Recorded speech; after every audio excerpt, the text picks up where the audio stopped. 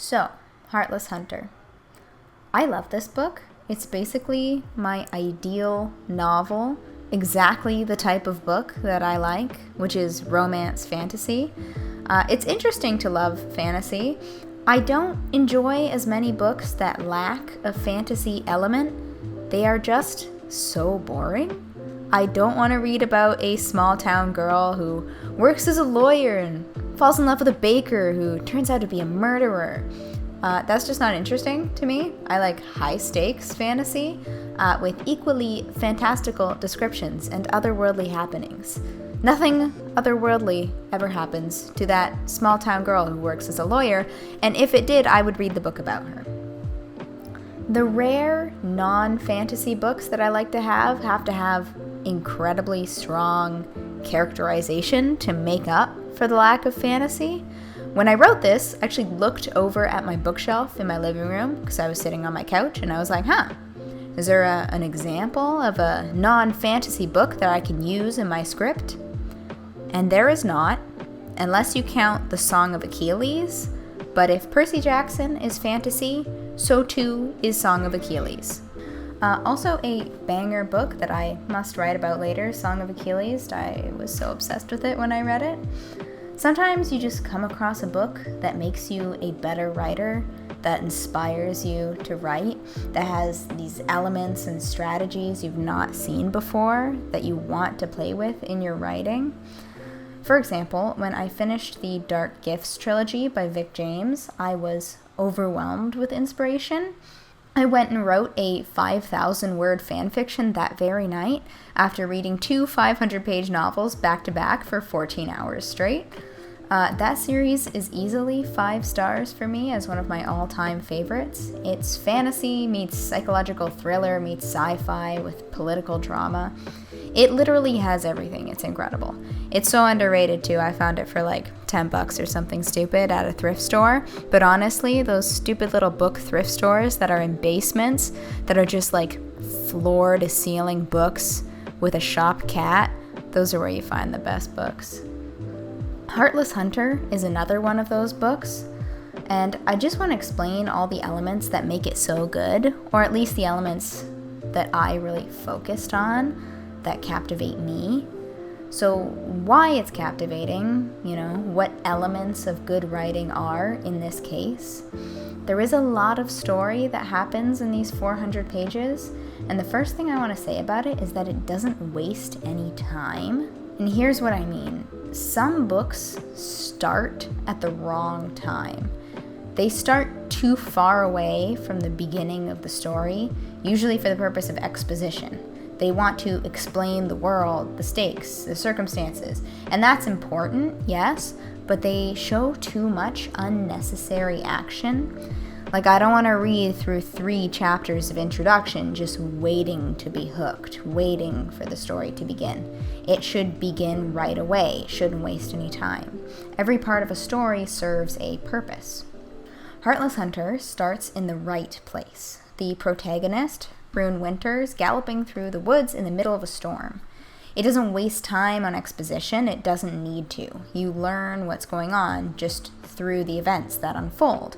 And maybe I'm a sucker for that specific type of exposition. I am very hands-on.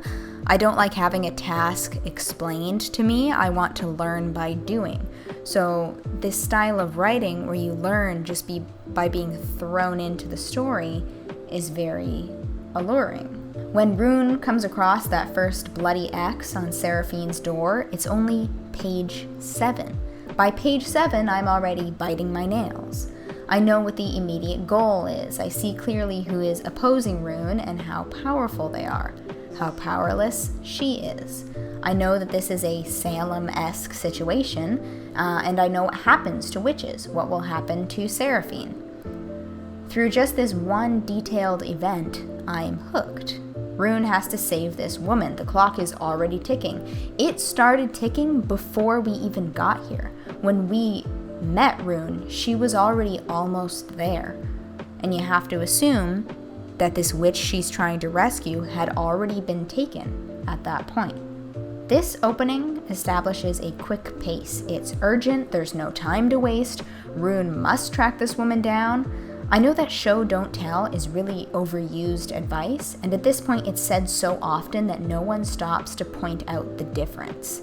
It seems really obvious, but you don't realize sometimes how much can be inferred by a reader through character choices, and that there's a fine line between under-explaining and over-explaining. Sometimes the balance is wrong because in an effort to show instead of telling, you end up not telling anything, which leaves the reader completely in the dark. Show don't tell as advice tends to scare writers, and they forget that telling is vital to a story too. All this to say that reading and analyzing the works of others is truly the best way to improve as a writer. Anyway, back to Rune. She immediately rides back to town and hits the opera house. Her immediate thought is that she needs information, and not only is the information she gathers there for her, but it's for us as well, introducing characters and world building in a believable way. In Chapter 3, we meet our second protagonist, Gideon Sharp, captain of the Blood Guard, the revolutionaries who hunt down witches. His goal is instantly set before him as well. He is suspicious of Rune, and he believes her to be a witch. She knows he's suspicious, and thus the dance between the two begins, Rune using him and him suspecting her. The first night lasts 108 pages. One night. But it doesn't feel overly drawn out. It is packed with back-to-back events, all pushing the story forward, all raising the stakes and raising the tension. Not a wasted word. It's so packed full of action that when it's finally the next day, you're reading and you sit back and you're like, holy fucking shit, that was all the same night? That was one night, but the detail and action made it seem so much longer, and it conveyed the urgency that Rune is feeling. By not wasting any time, you get that sense that time is so important, because Seraphine is running out of it. Rune can't waste a precious moment. And to convey that by filling one night with so much activity is just writing that makes me feel high. This is what is so electrifying about good writing. It just makes you want to scream. You're so worked up over this incredibly written book. Maybe it's just me who gets worked up over really good writing, but the satisfaction of a well-crafted book cannot be overstated. Every time I run into just an incredible analogy or a perfect string of words, I have to run into the other room and read it to my husband. So the pace is stellar. Next, my favorite element of this book is the way the author uses italics for character thoughts in combination with third-person narration. So Kristen Ciccarelli, I'm gonna say Ciccarelli, is the author. And this is written in third-person past tense, which tends to allow for a little bit more exposition and less personal character thoughts, because the idea is that there's somebody outside of the story who is telling it, like a narrator who doesn't know what the characters are thinking. What Ciccarelli has done in this is sprinkle in all her character thoughts in italics. For example, here's a quote from page 6. The thought made Rune straighten her shoulders and force herself onward. If Seraphine had foreseen this meeting, she knew who Rune was and that she was coming. Where is she? That last sentence, where is she, is in italics. It's a blunt character thought. These are present all throughout the text in exactly this format. I adore this technique for characterization. My personal favorite tense to write in is present tense, and my favorite person is third person, or favorite perspective, if you will. The reason I love this combination is the impact of character thoughts in this way. Immediately, as a bold statement, you can have a character's immediate thought, and maybe it's something unexpected. It can add tension to a moment. Lone statements hit different. They can feel nonchalant and matter of fact, and sometimes when you have one, it feels like a character has just dropped a bomb, but only the reader knows that it's happened. Speaking of characterization, Rune and Gideon are characterized very specifically according to their very clear goals, which are made even clearer in the face of the confusion that arises when they first start to fall in love with each other. because then they're both going against what they thought were their goals. I love Gideon especially, so we will talk about him first. Gideon is so many things. He's real, he's vulnerable, he's determined. He has this complexity that guides his choices through the novel.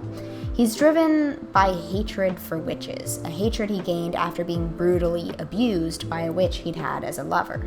That witch then orchestrated the deaths of his entire family, leaving alive only himself and his brother Alex.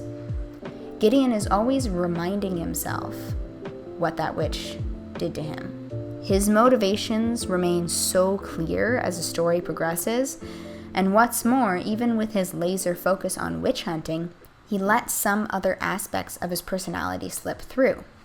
He can sew extraordinarily well. He fashions Rune a dress as part of his plan to seduce her. He boxes. He's from humble origins and hates parties and aristocrats. All these small details help make him more real. Personally, what endeared me to him the most was his sewing. Another thing to note is that there aren't too many details. He's not overrun with backstory. The details he does have make sense. They aren't perfect details. His hatred for fancy parties, his social ineptitude, his shame at pursuing a girl his brother likes, and the fact that that shame doesn't stop him from pursuing her. He understands that it's not right, but his adoration for her cunning is stronger than the shame he feels. I should point out at this moment, for context, that his brother Alex is friends with Rune and secretly helps her witch hunt, and also has a big fat crush on her that his brother definitely knows about. Anyway, the way their relationship is framed, they being Rune and Gideon, Rune is a great pretender, and Gideon wears his heart on his sleeve. They are fundamentally the same. Rivals when he is pursuing her as the Crimson Moth, her being the Crimson Moth, but as Rune, Gideon's fascination is grounded in unraveling this girl like a spool of expensive ribbon. Pardon the innuendo. There's just something off about her. She comes across as an aloof socialite, but her mask will slip sometimes. Quote, "I wish I had the patience for silly gossip and shallow company," he said. "Alas, I do not." At the insult, a bloom of heat rushed up her neck, reminding Rune of the first time they met and the dismissive remarks he'd made. She was suddenly grateful for the darkness. Fisting her hand in the smooth silk of her dress, Rune nodded sympathetically. "I understand completely. Someone like you obviously prefers the company of stupid brutes with terrible style." He glanced at her. Rune mentally pinched herself. What am I doing? She needed to pretend his verbal jab went over her head, not jab him with sharper ones. End quote. In Gideon's chapter, after this encounter, he sort of remarks on this being strange. These types of interactions escalate, and the more they stack up, the more of a mystery Rune seems, which prompts Gideon to pursue her more. For Rune, she knows who Gideon is outwardly. There's no big mystery to him. What lures her is finding out all the smaller details about him. The unabashed thoughts she has about how dangerous it is to pursue him. How much she likes that danger. The same way Gideon gets high on the danger that comes with suspecting that she is the moth and courting her. Rune leads a double life. She is an airheaded aristocrat and dedicated witch liberator. She struggles with thinking that she will never do enough good to offset the bad she's done in her life. One bad in particular, turning in her witch grandmother, guaranteeing her execution. As she learns more about Gideon's torment at the hands of a witch, her viewpoint gains more nuance. As a witch who has lost everything to the purge, including the ability to live freely as herself, she hates the new regime and wants the return of a witch-centric society. When she learns about Gideon, she hates the witch who abused him. Suddenly, the wanting to go back to the society of the past comes with hardships she didn't realize others were enduring, and she doesn't like it. She's stuck between wanting a return of witch rule and not wanting it because of the harm to others. She's not okay with having comfort and safety at the expense of others, a trait made very clear in the way she is constantly self-sacrificial when it comes to saving other witches. This novel presents an interesting battle of ideology where both parties want the same thing, but have been burned by contrasting experiences. It really hammers home the idea that one bad apple spoils the barrel. Gideon's abuse by witches he hated, and his liberation through the revolution, versus Rune's unwavering love for a witch, her grandmother, and her hatred of the revolution that caused her death. Both would sympathize with each other. Their experiences are almost the same, just different parties as hero or villain. But it's a painful and frustrating process, rising above and understanding what experiences have shaped those you view as your enemies, and coming together with them to forge a better path for both of you. Because all you really both want is to be safe and happy. Really reminds me of most political disputes.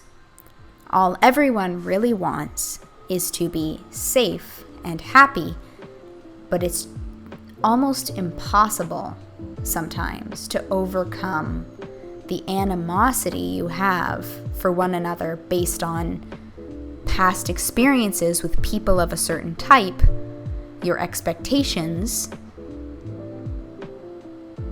and your anger. So suffice it to say, I really love this book. And I could yap about it for hours. I think a podcast that no one watches may be in my future.